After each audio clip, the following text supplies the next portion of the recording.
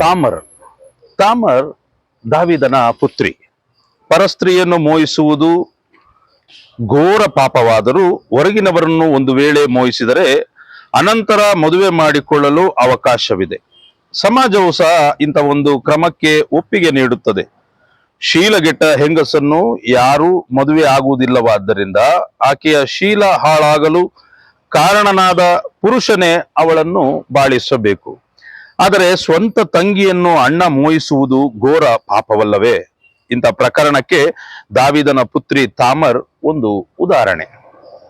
ದಾವಿದನಿಗೆ ಒಬ್ಬ ಹೆಂಗಸಿನ ಮೂಲಕ ಅಬ್ಸಲೋಮ್ ಮತ್ತು ತಾಮರ್ ಎಂಬ ಮಕ್ಕಳಾಗುತ್ತಾರೆ. ಇನ್ನೊಬ್ಬ ಹೆಂಗಸಿನ ಮೂಲಕ ಅಮ್ನೋನ ಎಂಬ ಮಗ ಇರುತ್ತಾನೆ. ಅಮ್ನೋನ ಬೆಳೆದ ಮೇಲೆ ಅಬ್ಸಲೋಮನ ತಂಗಿಯನ್ನು ಮೋಹಿಸುತ್ತಾನೆ. ಆದರೆ ಆಕೆ ಸ್ವಂತ ತಂಗಿಯಲ್ಲವೇ? ಅವಳನ್ನು ಹೆಂಡತಿಯಾಗಿಟ್ಟುಕೊಳ್ಳುವುದು ಅಸಾಧ್ಯವಾಗಿ ತೋರುತ್ತದೆ. ತನ್ನ ಬಯಕೆ ಈಡೇರದ್ದರಿಂದ ಅಮ್ನೋನ ಅದನ್ನು ಮನಸ್ಸಿಗೆ ಹಚ್ಚಿಕೊಂಡು ಅನ್ನ ನೀರು ಬಿಟ್ಟು ಕ್ಷೀಣಿಸುತ್ತಾನೆ. ಕಾರಣವೇನೆಂದು ಸ್ನೇಹಿತರು ಕೇಳಲು ವಿಷಯವನ್ನು ಅವರಿಗೆ ತಿಳಿಸುತ್ತಾನೆ. ನಂತರ ತಂದೆ ದಾವೀದನ ಮೂಲಕ ಆಕೆ ಊಟ ಬಡಿಸುವ ವ್ಯವಸ್ಥೆ ಮಾಡಿ ಆಕೆಯನ್ನು ಬಲಾತ್ಕಾರದಿಂದ ಕೆಡಿಸಿ ಬಿಡುತ್ತಾನೆ. ತಂದೆಯ ಅನುಮತಿ ಇದ್ದರೆ ತಾನು ಒಪ್ಪುವುದಾಗಿ ಅವಳು ಅಂಗಲಾಚಿ ಬೇಡಿಕೊಂಡರೂ ಅಮ್ನೋನ ಒಪ್ಪದೆ ತನ್ನ ಇಚ್ಛೆಯನ್ನು ಪೂರೈಸಿ ಅವಳನ್ನು ಮನೆಯಾಚೆ ದಬ್ಬಿ ಬಿಡುತ್ತಾನೆ. ಈ ಪ್ರಕರಣದಲ್ಲಿ ಅಣ್ಣ ತಂಗಿ ಎಂಬ ಪದಗಳು ಪದೇ ಪದೇ ಬರುವುದನ್ನು ಗಮನಿಸಿದಾಗ ತಾಮರಳ ಮನಸ್ಸು ಎಷ್ಟು ಸಂಕಟವನ್ನು ಅನುಭವಿಸಿರಬಹುದೆಂದು ಅರ್ಥವಾಗುವಂಥದ್ದು. ನನ್ನ ತಮ್ಮನಾದ ಅಬ್ಷಲೋಮನ ತಂಗಿ ತಾಮರಳ ಮೇಲೆ ನನಗೆ ಮೋಹವಿದೆ. ಅಧ್ಯಾಯ 13:4. ದಯವಿಟ್ಟು ನನ್ನ ತಂಗಿ ತಾಮರಳನ್ನು ಆಹಾರ ಸಿದ್ಧಪಡಿಸಲು ಕಳುಹಿಸಿ. ಅಧ್ಯಾಯ 13:7. ತಂಗಿ ಬಂದು ನನ್ನ ಸಂಗಡ ಮಲಗು. ಅಧ್ಯಾಯ 13:11. ಅಣ್ಣ ಬೇಡ, ನನ್ನನ್ನು ಕೆಡಿಸಬೇಡ, ಇಂಥ ಹುಚ್ಚುತನ ಬೇಡ. ಅಧ್ಯಾಯ 13:13. ತಂಗಿ ತಕ್ಷಣಕ್ಕೆ ಸುಮ್ಮನಿರು, ಅವನು ನಿನ್ನ ಅಣ್ಣನಲ್ಲವೇ. ಅಧ್ಯಾಯ 13:21. ತಾಮರಳು ಒಂಟಿಯಾಗಿ ಅಣ್ಣನಾದ ಅಬ್ಷಲೋಮನ ಮನೆಯಲ್ಲೇ ವಾಸಿಸಿದಳು. ಅಧ್ಯಾಯ 13:20. ಉರಿಯನನ್ನು ಸಾಯಿಸಿ ಅವನ ಹೆಂಡತಿ ಬೆಚ್ಚವೆಯನ್ನು ಹೆಂಡತಿಯಾಗಿ ಇಟ್ಟುಕೊಂಡ ದಾವೀದನ ಪಾಪಕ್ಕೆ ತಾಮರಳು ಪರಿಹಾರ ಮಾಡಬೇಕಾಯಿತೆ.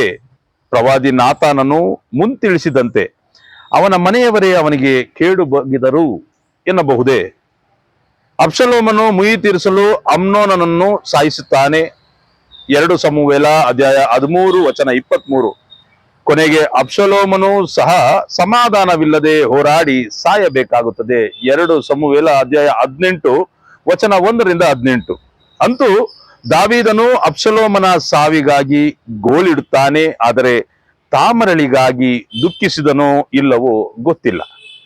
ಅವಳೊಬ್ಬ ಹೆಣ್ಣಲ್ಲವೇ? ಆದ್ದರಿಂದ ಆಕೆಯನ್ನು ಕುರಿತು ದುಃಖಿಸಬೇಕೆಂದಾಗಲಿ ಆಕೆಯ ದುಃಖವನ್ನು ಗ್ರಂಥದಲ್ಲಿ ದಾಖಲಿಸಬೇಕೆಂದಾಗಲಿ ಮುಖ್ಯವೊಂದು ಯಾರಿಗೂ ಹೊಳೆಯಲಿಲ್ಲ. ಶೇಬದ ರಾಣಿ. ಸುಮಾರು 3000 ವರ್ಷಗಳ ಹಿಂದೆ, ಅಂದರೆ ಸುಮಾರು ಕ್ರಿಸ್ತಪೂರ್ವ 960ರಲ್ಲಿ ನಡೆದ ಘಟನೆ ಇದು.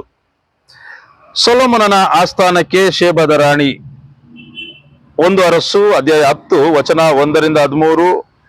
2 ಪೂರ್ವಕಾಲದ ಇತಿಹಾಸ ಅಧ್ಯಾಯ 9:1-12. ಶೇಬದ ರಾಣಿ ಬಂದು ಅವನ ಜ್ಞಾನವನ್ನು ಪರೀಕ್ಷಿಸಲು ಇಚ್ಛಿಸಿದಳು.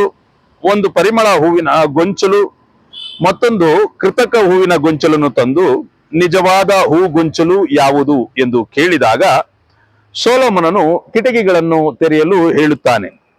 ಜೇನ್ನೊಣಗಳು ಬಂದು ನಿಜವಾದ ಹೂ ಗೊಂಚಲನ್ನು ಮುತ್ತಿಕೊಳ್ಳುತ್ತವೆ. ಹೀಗೆ ಸೊಲೊಮೋನನು ಆಕೆಯ ಪ್ರಶ್ನೆಗೆ ಸರಿಯಾದ ಉತ್ತರವನ್ನು ಕೊಡುತ್ತಾನೆ. ಆದರೆ ಶೇಬದ ರಾಣಿಯ ಕತೆ ಕೇವಲ ಇಂಥ ಚಿಕ್ಕ ಬಾಲಿಶ ಪರೀಕ್ಷೆಗಷ್ಟೇ ಸೀಮಿತವಾಗಿರುವುದಿಲ್ಲ.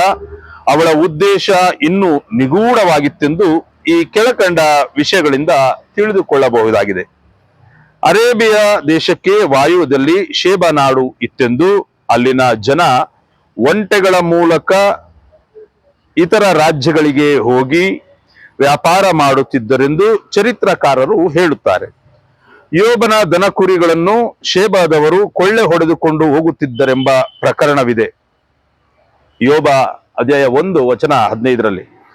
ಅಲ್ಲಿ ಅವರು ಪರಿಮಳ ದ್ರವ್ಯ, ಚಿನ್ನ, ಬೆಳ್ಳಿ, ಹವಳ ಹಾಗೂ ಬಟ್ಟೆಗಳ ವ್ಯಾಪಾರದಲ್ಲಿ ತೊಡಗಿದ್ದರೆಂದು ಎಜಿಕೇಲನ ಹಾಗೂ ಯೆಶಾಯನ ಗ್ರಂಥದಲ್ಲಿ ಹೇಳಲಾಗಿದೆ. ಎಜಿಕೇಲನ ಗ್ರಂಥ ಅಧ್ಯಾಯ 27 ವಚನ 22ರಿಂದ 24, ಯೆಶಾಯ ಅಧ್ಯಾಯ 60 ವಚನ 6ರಲ್ಲಿ.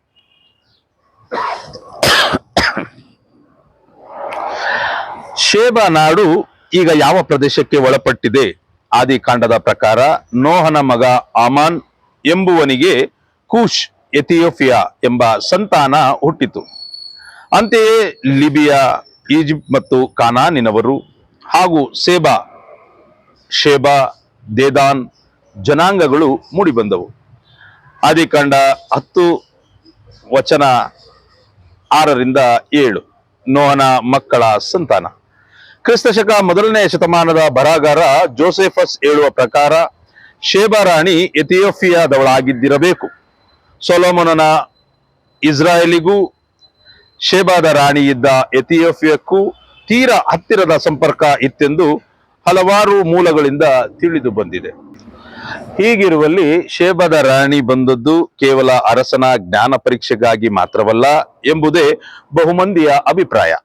ವ್ಯಾಪಾರ ವ್ಯವಹಾರ ತೀವ್ರವಾಗಿದ್ದ ಕಾಲದಲ್ಲಿ ಜನರು ಅನೇಕ ವಸ್ತುಗಳನ್ನು ವಿನಿಮಯಿಸಿಕೊಳ್ಳುತ್ತಿದ್ದರು.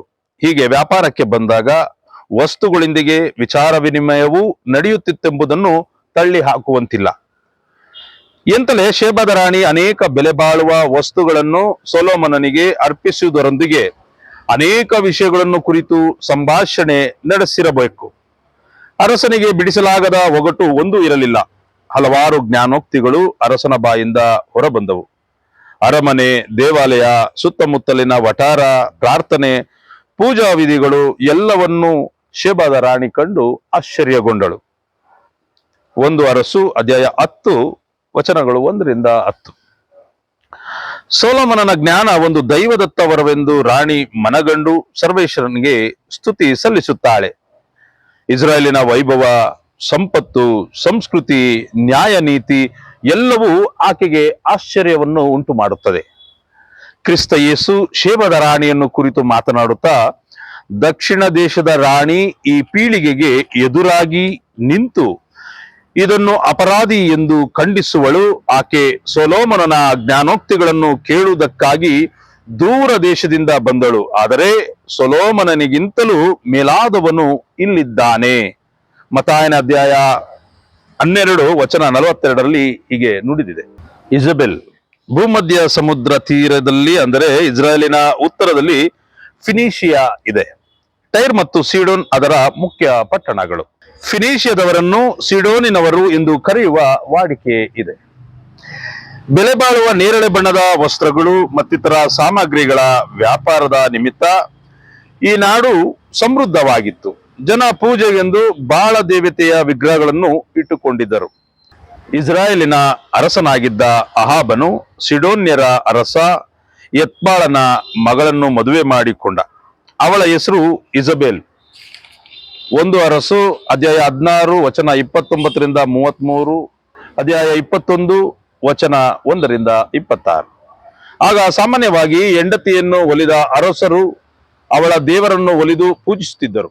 ಅಹಾಬನು ಬಾಳ ದೇವರನ್ನು ಪೂಜಿಸುವುದಕ್ಕಾಗಿ ಸಮಾರ್ಯದಲ್ಲಿ ಗುಡಿಯೊಂದನ್ನು ಕಟ್ಟಿ ಅಲ್ಲಿ ಬಲಿಪೀಠವನ್ನು, ಅಶೇರ್ ವಿಗ್ರಹ ಸ್ತಂಭವನ್ನು ನಿರ್ಮಿಸಿದನು. ಹೀಗೆ ಹಿಂದಿನ ಇಸ್ರಾಯೇಲರ ಅರಸರಿಗಿಂತ ಹೆಚ್ಚಾಗಿ ವಿಗ್ರಹಾರಾಧನೆಗೆ ಒತ್ತು ಕೊಟ್ಟನು ಎಂದು ಪವಿತ್ರ ಗ್ರಂಥ ಹೇಳುತ್ತದೆ. 1 ಅರಸ ಅಧ್ಯಾಯ 11 ವಚನ 4ರಿಂದ 10ರಲ್ಲಿ.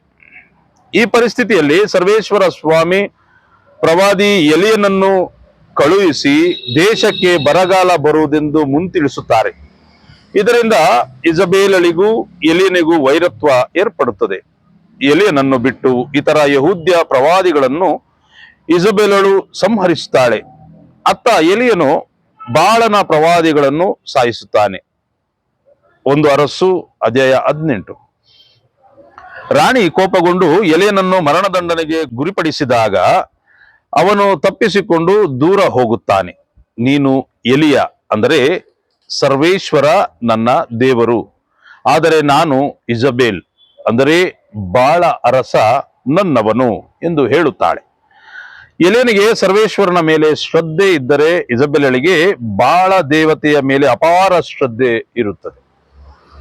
ಅರಸ ಅಹಾಬನು ಕೇವಲ ವಿಗ್ರಹಾರಾಧನೆ ಮಾಡಿದ್ದು ಮಾತ್ರವಲ್ಲ, ಆಸ್ತಿ ವಿಷಯದಲ್ಲೂ ದುರಾಸೆ ಪಟ್ಟು ಕೊಲೆಪಾತಕಕ್ಕೆ ಕೈ ಹಾಕುವಷ್ಟು ಕೀಳು ಮಟ್ಟಕ್ಕೆ ಇಳಿಯುತ್ತಾನೆ.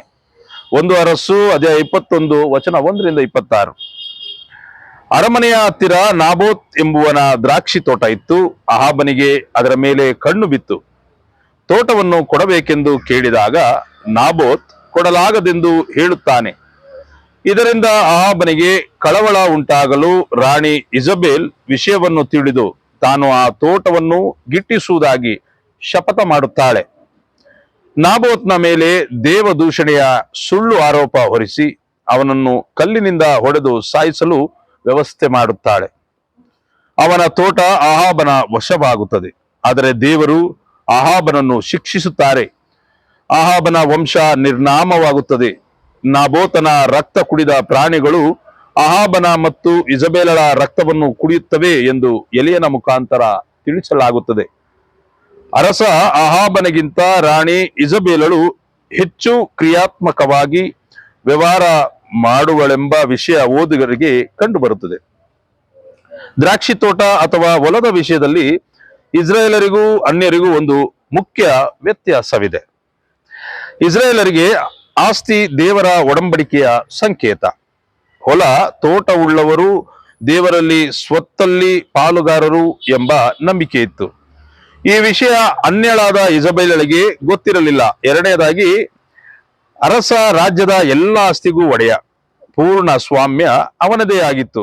ಆದ್ದರಿಂದಲೇ ಇಸಬೇಲ ಅರಸನನ್ನು ಆಸ್ತಿ ಕಸಿದುಕೊಳ್ಳುವುದಕ್ಕೆ ಪ್ರೇರೇಪಿಸಿದ್ದು. ದಾವಿದನು ಉರಿಯನನ್ನು ಸಾಯಿಸಿ ಅವನ ಹೆಂಡತಿಯನ್ನು ಇಟ್ಟುಕೊಂಡಂತೆ ನಾಬೋತನನ್ನು ಅಹಾಬನು ಸಾಯಿಸಿ ಅವನ ತೋಟವನ್ನು ವಶಪಡಿಸಿಕೊಳ್ಳುತ್ತಾನೆ. ಆದರೆ ದೇವರ ಹಸ್ತ ಇಸಬೇಲಳನ್ನು ಸಾಯಿಸುತ್ತದೆ, ದಾವೀದನನ್ನು ಉಳಿಸುತ್ತದೆ. ಇಸಬೇಲಳ ಮಾತಿಗೆ ಮಣಿದಿದ್ದರಿಂದ ಅಹಾಬನು ದೈವ ಶಿಕ್ಷೆಗೆ ಒಳಗಾಗಬೇಕಾಯಿತು. ಆದರೆ ಎಲಿಯನ ಎಚ್ಚರಿಕೆಯ ಮಾತುಗಳನ್ನು ಆಲಿಸಿ ಪಶ್ಚಾತ್ತಾಪ ಪಟ್ಟು ಬದುಕುತ್ತಾನೆ. ಅವನ ಹೆಂಡತಿ ಮಾತ್ರ ದೈವ ಶಿಕ್ಷೆಯಿಂದ ತಪ್ಪಿಸಿಕೊಳ್ಳಲಾಗಲಿಲ್ಲ. ಮುಂದೆ ಅಹಾಬನ ಸಂತತಿ ಸಹ ಯೆಹೋವನಿಂದ ನಿರ್ನಾಮವಾಗುತ್ತದೆ. 2 ಅರಸ ಅಧ್ಯಾಯ 9. ಪ್ರಕಟಣಾ ಗ್ರಂಥದಲ್ಲಿ ಇಸಬೇಲಳ ಕುರಿತು ಉಲ್ಲೇಖವಿದೆ. ಇಸಬೇಲ್ ಎಂಬ ಸ್ತ್ರೀ ತಾನು ಪ್ರವಾದಿನಿ ಎಂದು ಹೇಳಿಕೊಂಡು ಮೆರೆಯುತ್ತಿದ್ದಾಳೆ. ಅವಳು ತನ್ನ ಜಾರತ್ವವನ್ನು ತ್ಯಜಿಸಿ ದೇವರಿಗೆ ಅಭಿಮುಖಳಾಗಲು ನಿರಾಕರಿಸುತ್ತಾಳೆ. ಪ್ರಕಟಣಾ ಗ್ರಂಥ ಅಧ್ಯಾಯ 2 ವಚನ 20-21.